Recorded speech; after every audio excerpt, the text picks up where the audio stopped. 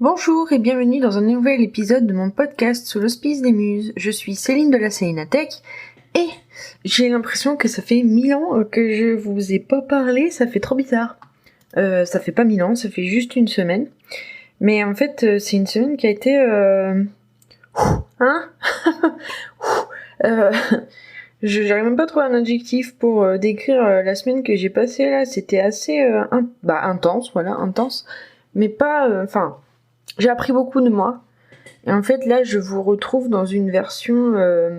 une nouvelle version de moi, mais vraiment, quoi. Et pour vous dire... en plus, c'est un peu compliqué pour moi de revenir vers vous. Parce que... j'ai pas écrit, hein, encore. Enfin, du coup, en fait, j'ai tellement vécu de choses que j'ai jamais réussi à me poser. Mais même, je suis rentrée de mon déplacement Ah oui, peut-être vous vous demandez pourquoi je dis tout ça. Je suis allée en déplacement professionnel avec mon boulot à Grenoble. Ensuite, je suis rentrée de Grenoble mercredi. Et donc je disais, depuis que je suis rentrée, j'ai pas réussi à me poser et à me remettre devant mon roman parce que tout simplement je crois que je suis pas... C'est pas que je suis pas totalement rentrée, mais j'ai lancé tellement de nouvelles choses là que voilà, c'est intense et que du coup je sais pas quand est-ce que je vais avoir... Si, je sais, demain matin, j'aurai le temps d'écrire et ça me manque, en fait, ça me manque énormément. Et la seule crainte que j'ai avec toutes ces nouveautés qui se passent dans ma vie, c'est de ne plus être en capacité de me dégager autant de temps que je voulais pour l'écriture, quoi. Mais donc cet épisode, c'est un épisode pour débriefer du coup ce fameux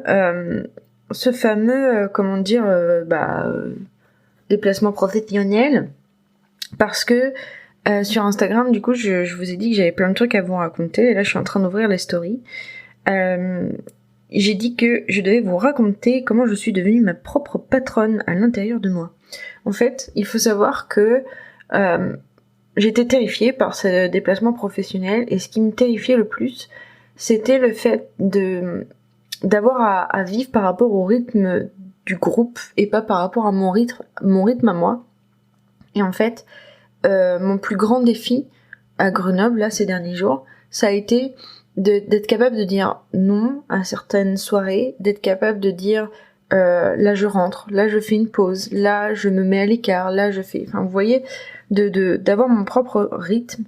Et en fait, là, c'est ça que j'appelle être ma propre patronne, parce que du coup, je me suis créé mon emploi du temps à l'intérieur de ce déplacement, sans avoir à subir le rythme des autres qui me met mal à l'aise et qui me fatigue, en fait. Donc voilà. J'écrivais aussi comment avoir un repas du soir fut moins important que rentrer à pied seul dans la ville. Ouais, en fait, je suis végétarienne. Et ça fait... Enfin, je veux dire, là, ce déplacement professionnel, si vous voulez, je fais partie de l'équipe des organisateurs. Et ça fait plusieurs mois que je leur dis, attention, pensez aux végétariens, les buffets du soir surtout, parce qu'en fait, l'année dernière... et c'est d'ailleurs la raison pour laquelle j'étais tant terrifiée, c'est que l'année dernière, le même déplacement professionnel, mais pas dans la même ville, j'avais pas fait de vrais repas pendant 3 jours. Et j'avais expérimenté la faim, hein. C'était parce que rater des repas, si vous voulez, en soi, c'est pas le truc le pire du monde, mais par principe, quand t'as faim et que t'es en train de faire un voyage professionnel où il faut réfléchir et être présent émotionnellement et intellectuellement en parlant, ne pas manger et ne pas avoir accès à la nourriture, c'est compliqué. Et pareil, du coup, moi c'est pareil, j'ai fait des crises d'angoisse la nuit, l'année dernière, parce que du coup, voilà, je ressentais vraiment le fait que tout m'échappait et que j'étais pas assez en forme pour profiter, en fait, voilà, c'est ça, j'étais pas assez en forme pour profiter. Et donc là, le lundi soir, quand j'ai réalisé qu'il n'y aurait rien de végétarien au buffet du soir, j'ai eu la force de de dire non, de dire je n'accepte pas ça et de prendre mes affaires et de partir. Sauf que allez savoir pourquoi je suis la meuf qui n'arrive pas à utiliser l'application Uber, donc j'ai raté ma course Uber à tel point que il a fallu que je l'annule et payer quand même. Et ça m'a tellement énervée, énervée, c'est peut-être un gros mot, mais en fait j'étais tellement dégoûtée et tout, je me suis dit bon bah tu sais quoi, je rentre à pied.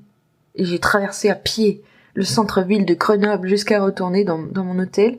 Et c'est la meilleure décision que j'ai prise de ces 3 jours parce que je me suis sentie d'une liberté et d'une puissance incommensurable. Voilà. Franchement, je me disais, waouh, en fait là, il peut rien se passer. Il peut rien se passer parce que je suis maître de de ma propre voix, de mon propre destin. Enfin voilà, je me sentais vraiment comme l'héroïne de mon histoire en fait, tout simplement. Et ça, je pense que ça change beaucoup de choses en moi parce que du coup, j'ai l'impression de devenir quelqu'un d'entier.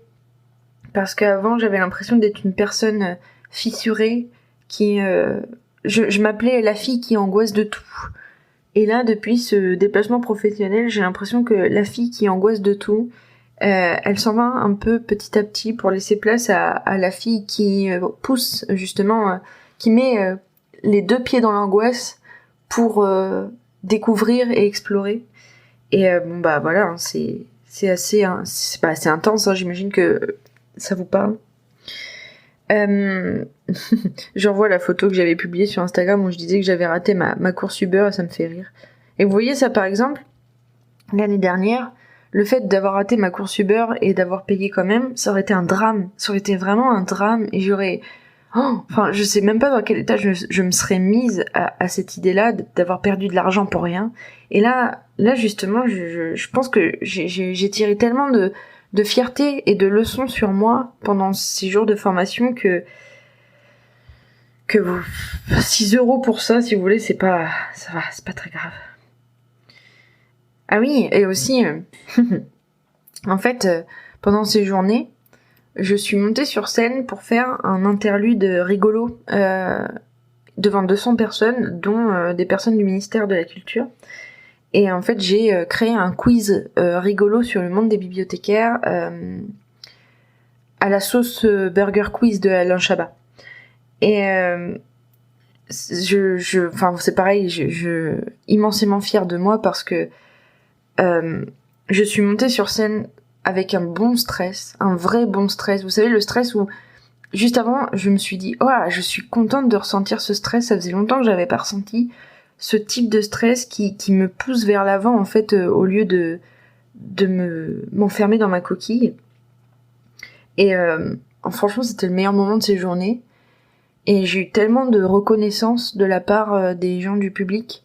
C'est-à-dire que, en fait, sur les jours d'après, il y a plein de gens qui sont venus me voir pour me dire que mon passage était excellent, pas me faire des compliments, quoi. Et j'ai eu tellement de reconnaissance et il y a pas d'autre mot, de reconnaissance. Et j'ai eu tellement de ça que honnêtement, je pense qu'il y a quelque chose en moi qui a éclos aussi à ce moment-là, de me dire, en fait, ce que j'aime faire, je le fais bien, je le fais assez bien, je suis capable de le faire. Et c'est quelque chose que je commençais à expérimenter avec mon roman, justement, parce que en écrivant mon roman, je me disais non mais c'est pas la peine d'être trop perfectionniste avec ce que je fais, parce que ce que j'aime faire, par définition, je vais bien le faire. Et peut-être que j'ai des choses à apprendre, peut-être qu'il y a des défauts, peut-être qu'il y a des petites choses qui ne vont pas, mais foncièrement parlant, le fond de la chose, je le fais bien. Et le reste, c'est de l'apprentissage. Et voilà, pareil, la nouvelle version de moi a appris que c'était ok d'apprendre par essai-erreur. Parce que du coup, c'est normal de... Enfin, on n'apprend pas en restant simplement spectateur. Il faut être acteur. Voilà. Qu'est-ce que je voulais dire d'autre ? Ah oui, j'ai expérimenté, au niveau émotionnel, j'ai expérimenté des adieux émouvants. Parce que, du coup, il y avait une personne... Enfin, la personne pour laquelle j'ai accepté ce travail a quitté ce travail. Et en fait, c'était le moment de lui dire adieu. Et c'était assez compliqué parce que, mine de rien, c'est un peu comme mon frère d'armes, mon guide spirituel, qui me laisse. Et en fait, j'ai un peu cette sensation de révélation, en fait, le fait qu'il parte. Mais je le savais déjà parce que du coup, ça commence à faire quelques temps qu'il est parti. Déjà, et de manière technique, quoi, mais là, c'était les adieux officiels. Et mais je sentais déjà que ce travail, je le faisais par émotion pour cette personne. Et mais ça ne répond pas à mes valeurs, et ça ne répond pas à mes projets, et ça ne répond pas à mes petites ambitions, la fille. Mes ambitions, elles sont pas petites, mes ambitions. Et du coup, tout ça m'a fait réaliser que, déjà, en fait, j'ai pris la décision de quitter ce travail. Je ne renouvellerai pas mon contrat. Et de toute façon, j'ai aucune raison de renouveler mon contrat, parce que là, je cumule 2 activités, parce que j'en ai commencé une autre.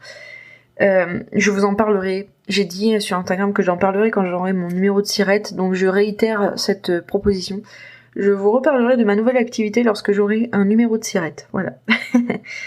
et voilà. Et donc, ça, ce que ça m'a fait réaliser, et ce que j'ai envie de vous lire, parce que du coup, je l'ai écrit dans ma story Instagram, et je vais vous le lire et vous le détailler, c'est qu'en fait, quitter ce travail, c'est une très bonne décision, malgré un sentiment qui m'habitait pendant les journées, un sentiment où j'étais pas trop sûre de est-ce que je veux vraiment quitter ce travail, est-ce que c'est vraiment ce que je veux, est-ce que je vais me sentir bien, etc. Et alors, voici ce que j'ai écrit en story. J'ai écrit: j'aimerais vous parler du sentiment ambivalent qu'on ressent quand on se décide à quitter un microcosme. Donc le microcosme, mon travail.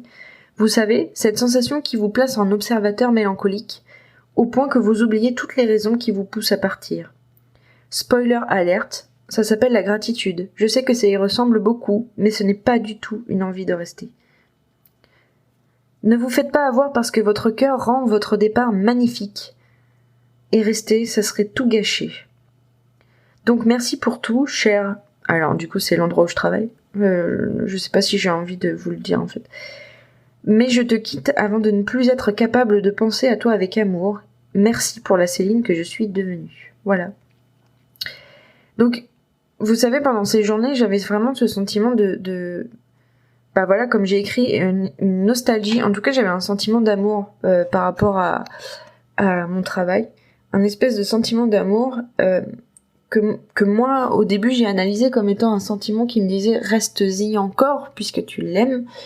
Et sauf que au bout d'un moment, quand on réfléchit, quand j'ai creusé un peu tout ça, c'était pas un sentiment d'amour pour me dire de rester, c'était plutôt un sentiment de nostalgie,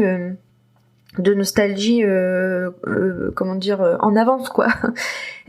Parce que du coup j'ai regardé ces journées avec les yeux de quelqu'un qui part, et c'est pour ça que j'ai trouvé ça beau, et c'est pour ça que j'ai trouvé ça magnifique, comme je disais, parce que du coup c'est mes yeux de personne qui part qui a rendu ça beau pour comme si j'avais mis le filtre fin de film, vous voyez, parce que du coup effectivement ça a été quand même une période intense, non pas intense mais importante je pense de ma vie, parce que c'est l'étape de ma vie où j'ai appris à grandir en fait. Je pense que je suis devenue moi-même pendant que je travaillais dans ce travail. Et en fait, désormais, il est temps d'assumer qui je suis, et du coup de m'affranchir de ce travail pour assumer qui je suis. Et donc ça fait vraiment... c'est vraiment comme s'il y avait un joli filtre sur ça, où, vous savez, on tourne les scènes de fin de happy ending, mais même pas en fait, les scènes de Lucky Luke à la fin, où il est dans le soleil couchant et qui s'en va à cheval. C'était vraiment ça. Et Lucky Luke, en fait, clairement... il aurait sûrement envie de faire demi-tour et aller boire la bière que lui a proposé le gars qui vient de sauver, ou d'aller faire la fête avec la fille qui a l'air intéressée par lui et qui a envie de passer du temps avec lui, mais il le fait pas parce que en fait il sait très bien que maintenant c'est le moment pour partir, parce que du coup s'il part maintenant, il pensera avec amour à tout ce qui s'est passé en fait, parce que les êtres humains, on n'est pas doués pour les fins. Je sais pas si vous avez remarqué.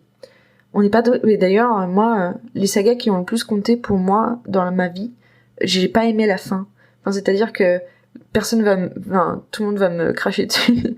Moi, j'ai pas aimé Harry Potter tome 7. J'ai pas aimé la fin de l'Ascenseur Royal. J'ai pas aimé Kingdom Hearts 3. J'ai pas aimé. Enfin, vous voyez, les fins des sagas qui nous ont tant marqué, on les aime pas. Et moi, en tant que professionnel du livre, quand j'étais bibliothécaire, quoi, je sais qu'on parlait souvent de ça, oh, les auteurs, ils arrivent pas à faire leur fin, ils arrivent pas à terminer. Mais en fait, c'est pas ça, c'est pas que les auteurs, ils arrivent pas à terminer, hein, c'est que nous, les êtres humains, on n'est pas doués pour les fins. Et c'est pas pour rien que du coup, il y a des des études sur la mort du groupe, que c'est si difficile de mettre fin à une période de sa vie pour passer à une autre, de quitter une relation aussi, parce que quelque part en fait la rupture amoureuse ou la rupture amicale, c'est ça aussi, hein, c'est vivre une fin. Et en fait peut-être que je vais loin, vous me direz si vous trouvez que je vais loin, mais en fait on fait une forme de deuil à chaque fois.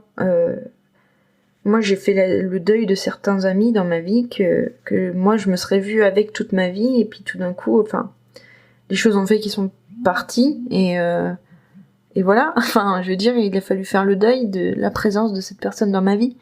Et ben là, en fait, c'était pareil avec le travail, et c'est là où je tire une énorme fierté, parce que c'est la première fois pour moi qu'un deuil ne se fait pas dans le drama.